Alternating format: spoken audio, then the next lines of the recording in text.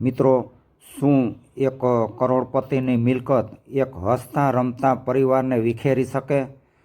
શાંતિધામ હવેલીના આંગણે 50 વર્ષના અતૂટ પ્રેમનો ઉત્સવ ચાલતો હતો. પરંતુ એ જ સાંજે દાદાએ એક એવી શરત મૂકી કે જેણે લોહીના સંબંધોમાં મિલકતની દિવાલ ઊભી કરી દીધી. એક એવી વાર્તા જે તમારા પરિવાર પ્રત્યેના દૃષ્ટિકોણને સાવ બદલી નાખશે. શાંતિધામ હવેલીના આંગણે આજે ભારે ચહેલ પહેલ હતી. ઘરના મોભી દયાળજીભાઈ અને તેમના પત્ની દેવીબેન પોતાના 50મા લગ્ન દિવસની ઉજવણીની તૈયારીઓ નિહાળી રહ્યા હતા. તેમના 2 દીકરાઓ અજય અને વિજય પોતાની પત્નીઓ નેહા અને પ્રીતિ સાથે મહેમાનોની સરભરામાં વ્યસ્ત હતા. 2 દીકરીઓ અંજલિ અને રૂપા પણ પોતાના સાસરેથી બાળકો સાથે આવી પહોંચી હતી. આખું ઘર કિલકિલાટથી ગુંજી રહ્યું હતું.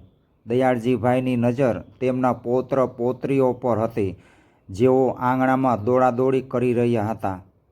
ઉપરથી આ પરિવાર એક આદર્શ અને અતૂટ લાગતો હતો, પણ ભીતરે કંઈક એવું રંધાઈ રહ્યું હતું કે જેની કોઈને કલ્પના પણ નહોતી.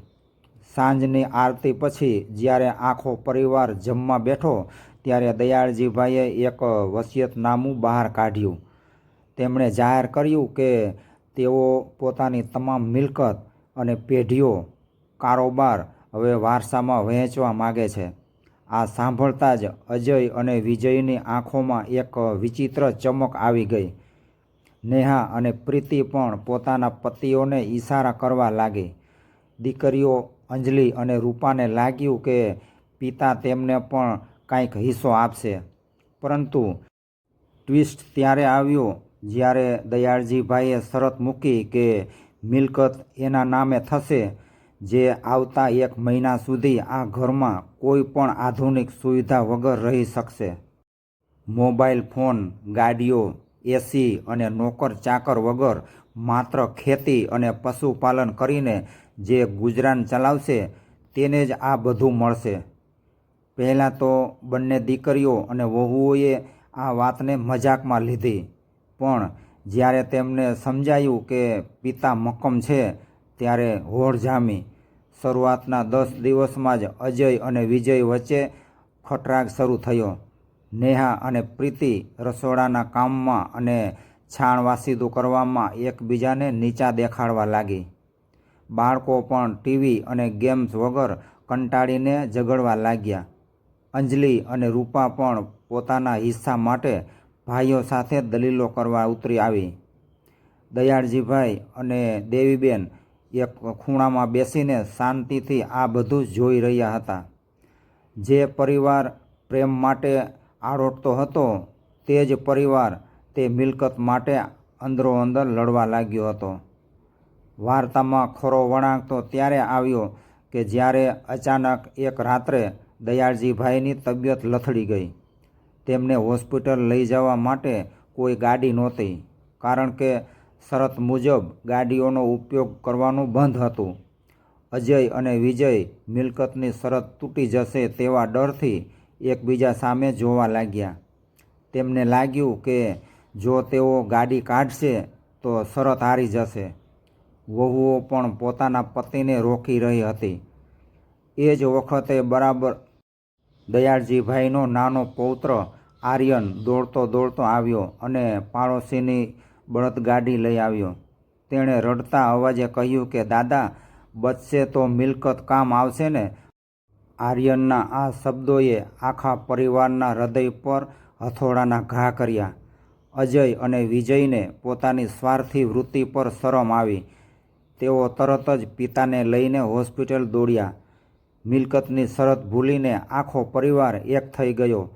હોસ્પિટલના ખાટલા પર પડેલા દયાળજીભાઈએ જ્યારે આંખ ખોલી ત્યારે તેમણે જોયું કે તેમના બંને દીકરાઓ એકબીજાના હાથ પકડીને બેઠા હતા અને વહુઓ સાથે મળીને દેવીબેનને સાંત્વના આપી હતી. દયાળજીભાઈ હસી પડ્યા અને તેમણે રહસ્ય ખોલ્યું કે તેમને કોઈ બીમારી નહોતી. આ તો માત્ર એક નાટક હતું. તેમણે તરત જ વસિયતનામું ફાડી નાખ્યું અને કહ્યું કે દીકરાઓ, મારે તો તમને એ જ સમજાવવું હતું કે મિલકત કરતાં પરિવારની એકતા મોટી છે. જો તમે આજે મિલકત માટે લડતા રહ્યા હોત તો કાલે એકલા પડી ગયા હોત. આ ટર્નિંગ પોઈન્ટે આખા પરિવારની વિચારધારા બદલી નાખી. અજય, વિજય અને બંને વહુઓએ માફી માગી. હવે તે ઘરમાં મિલકતની વહેંચણી નહીં પણ પ્રેમની વહેંચણી થવા લાગી હતી. શાંતિધામ હવેલી હવે ખરેખર શાંતિ અને પ્રેમનું પ્રતીક બની ગઈ હતી. પરિવારના દરેક સભ્યને હવે બરાબર સમજાઈ ગયું હતું કે જીવનનો સાચો વારસો પૈસો નહીં પણ સંસ્કાર અને સાથ હોય છે. દયાળજીભાઈના એ નાના નાટકે પરિવારના દરેક સભ્યોની આંખ ઉઘાડી દીધી. હોસ્પિટલના એ ઓરડામાં આજે મિલકતના કાગળો નહીં પણ વેરઝેર ભૂલીને એક થયેલા હૃદયો હતા. જે પરિવાર સંપત્તિ પાછળ આંધળો થયો હતો તેને સમજાઈ ગયું કે દુનિયાની સૌથી મોટી મૂડી પરિવારનો સાથ છે. હવે એ હવેલીમાં માત્ર દિવાલો નહોતી પણ એકબીજા માટે ધબકતા જીવંત સંબંધો હતા. મિત્રો, જો તમને આ વાર્તા હૃદયસ્પર્શી લાગી હોય અને તેમાંથી કંઈક નવું શીખવા મળ્યું હોય તો આ વિડીયોને લાઈક ચોક્કસ કરજો. તમારા પરિવાર અને મિત્રો સાથે આ વાર્તા શેર કરવાનું ભૂલતા નહીં. આવી જ વધુ ભાવનાત્મક અને પ્રેરણાદાયી ગુજરાતી વાર્તાઓ સાંભળવા માટે અમારી ચેનલને અત્યારે જ સબસ્ક્રાઈબ કરો અને બેલ આઇકન દબાવો. ધન્યવાદ. જય શ્રી કૃષ્ણ.